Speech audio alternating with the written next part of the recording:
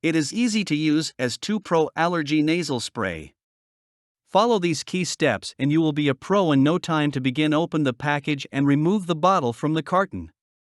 Then open the bottle by removing the blue cap and blue clip. Prime the bottle if it's the first time using Astepro. If it has not been used for 3 or more days. Or if you clean the clogged nozzle. To begin priming, first, aim the bottle away from your face.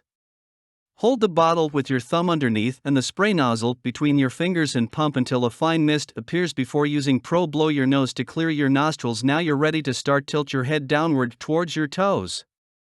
Hold with your thumb under the bottle and spray nozzle between your fingers. Close one nostril with your finger and insert the spray tip 1/4 to 1/2 of an inch into your other nostril. Hold the bottle upright and aim the spray tip towards the back of your nose while sniffing. Gently press the pump once or twice as producing directions, repeating this process in the other nostril. Do not tilt your head backward immediately after using Astepro, as this will help to keep the medicine from going into your throat, which may cause a bitter taste.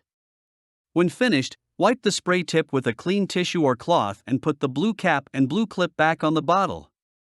Now you're a pro at using Pro Allergy nasal spray.